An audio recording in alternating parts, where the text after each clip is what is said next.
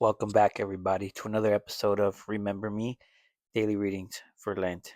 And I will start with the readings for Saturday after the third Sunday in Lent. So here we go. Love for our neighbor must be disinterested and generous, but it must be pure, not the indulgence, even at some cost of physical effort, of mere good nature, or what is a tendency, if not a fault, of the present generation to make it an outlet of energy, an object of business.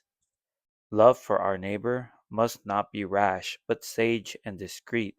We must render him the services due to him from us. Help to instruct ignorant brethren, to correct them, to soothe them in spiritual and corporal need. But we must not injure our own eternal interest by love of our neighbor. An ancient philosopher was once asked by a neighbor to do him some kindness at the expense of his honor, and on his refusal was asked sharply, "What is the good of your being my friend, if your friendship is useless to me?" To which the philosopher answered wisely, "What good is yours to me, if it does me harm?" Our test should be a similar one, and none of us have any right to go beyond the line thus marked. This is by Abbe Puyol. And then to end today's reading, this is by Scupoli. Uh, Though thou art bound to set a good example, thou must never do it solely with this view, else thou wilt lose all benefit to thyself. So this one was interesting to me. Before I start talking, I just want to let you guys just congratulate you for reaching this far. If you guys are keeping up with your devotions, keep up with it. And like I said, we're almost to Easter, so don't worry, guys. But anyway, I want to go over the notes that I did. Um, so, love for our neighbor must be pure and not the indulgence. So, can't just be, it has to be for good reason.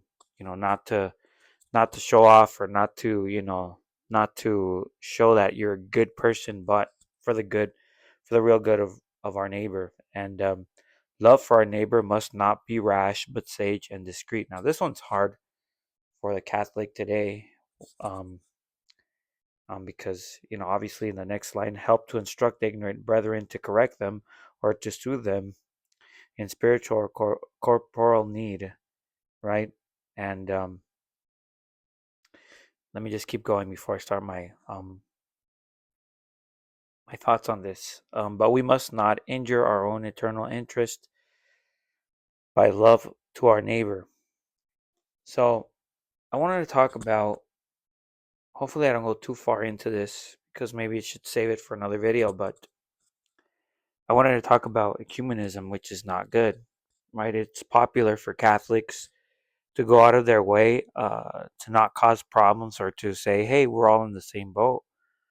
But we deny our Catholic faith if we say that's true, right? We shouldn't.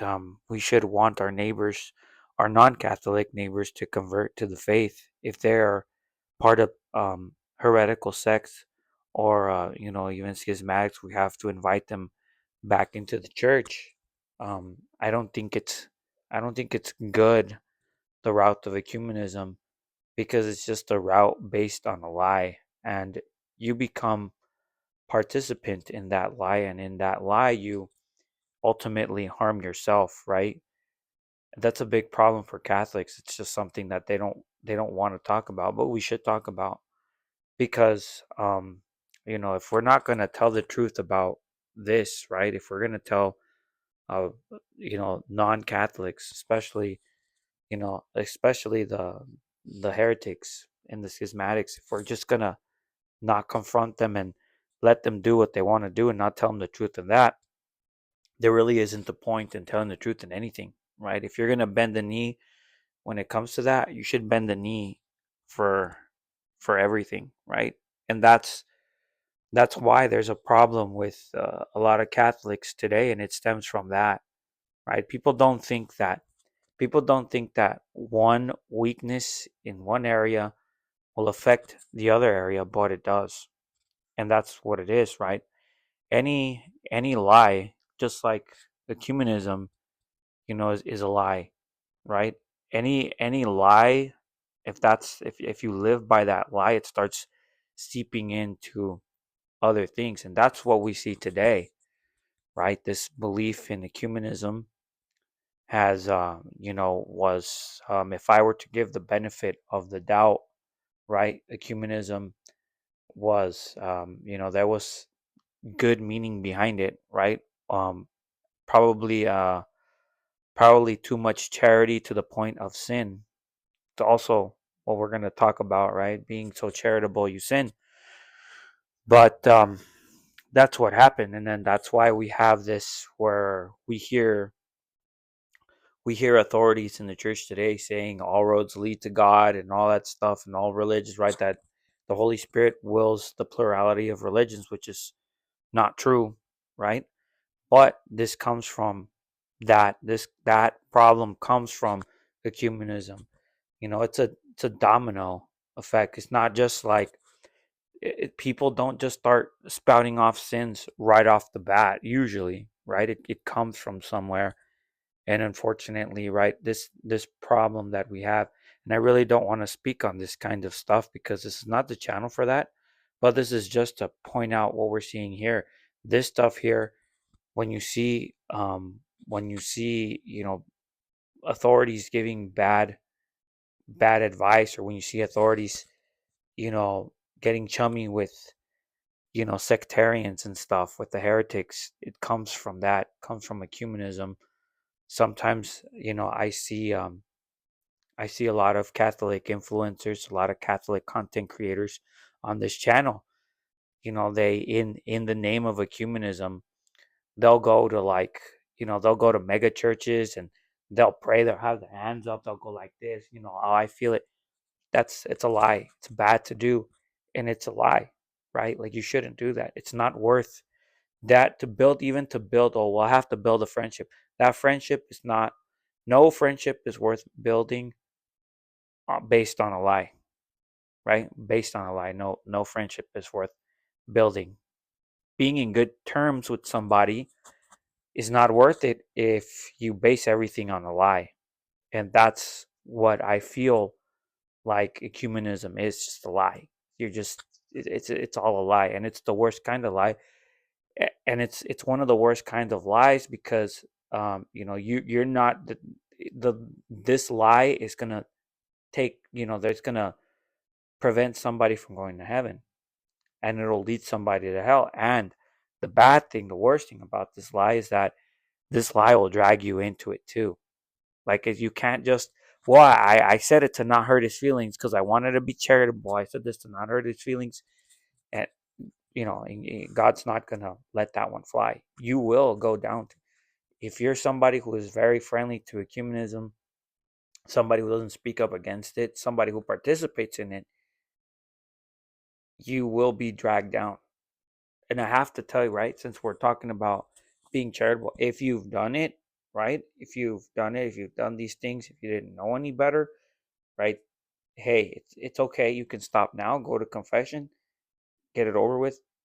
Don't do it again. But yeah, since we're in the spirit of um, of telling the truth, we're in the spirit of, being truly charitable, being truly kind to our neighbor, not nice to them, kind to our neighbor. I have to tell you guys that stuff. The ecumenism is no good. But that I can, there's other channels that talk about it better than me. But just know that we don't, we don't, we don't promote ecumenism here. But anyway, um, I mean, how do we deal with our family? Like, stemming from this, how do we deal with our family who are not Catholics anymore, who might hate the church, they're enemies of the church, and we have to set a good example. One thing that I would say is that we as Catholics have to be ready to answer any kind of questions. If you're a Catholic, please do your spiritual reading. Please, get to know your faith better, because it does make a difference. If you can't answer questions when your fallen away family members ask, and you can't answer those questions, that's gonna, well, see, he doesn't know anything, right? But if you have those questions ready and you'll be able to answer them, they're more likely to be open to converting. We have to know, right? It's even in the, St. Peter tells us in his epistles that we have to be ready to answer questions, right? We have to be ready to defend our faith. So that's something that we have to look out for. And all this, right? To go with the last point, though thou art bound to set a good example, thou must never do it solely with this view, else thou wilt lose all benefit to thyself, right? You have to set a good example, but you have to set a good example and following Christ's uh, law, right? Being nice for the sake of being nice is not good, right? There's a sort of like even it's a sin of pride almost also to do that, right? To to be nice for the sake of nice, to lie to someone, because it is cruel to. It's not nice actually to lie to someone, right? Even if the goal is to be even if the goal is to be nice, right? Kindness and nice are two different things, and like I said, we Catholics, we have to be ready to, with charity, tell people the truth, not to be harsh on them, because we have to remember that in this day and age, it's been a long time since people have been properly catechized. I mean, a long time. We talking like close to 80 years already, maybe even longer, that people have not been properly catechized, and we're living in a world where people aren't properly catechized. And you have to deal with people who do believe that they've been properly catechized, and they think they know it all, right? And we have to, if we want to win souls to God, we have to reach them with charity, right? I would say it'd be stern, but be ready to be merciful, because as we talked about in another episode, the mercy that you give to your neighbors is the mercy that God's going to give to you. So we have to give them mercy. We have to understand that God gave us the grace, right? God gave us the grace to, uphold uh, traditional a traditional Catholic faith. He gave us the grace. We didn't find it by ourselves. Some of us might have been raised in it and by the grace of God, but everything is by the grace of God. All good things are by the grace of God, and we have to be as charitable as we can when we're trying to win souls. But that being said, interesting topic. Maybe I'll think about doing a video about it some other time. But anyway, this is the Saturday after the third Sunday in Lent. If you guys have stopped with your devotions, get back on it. It's halfway there. Just still plenty of time. There's still plenty of time to get the fruits from it. But so I'll just say, till next time, guys. I'll pray for you guys. Hope you guys pray for me. And until the next episode, take care and God bless.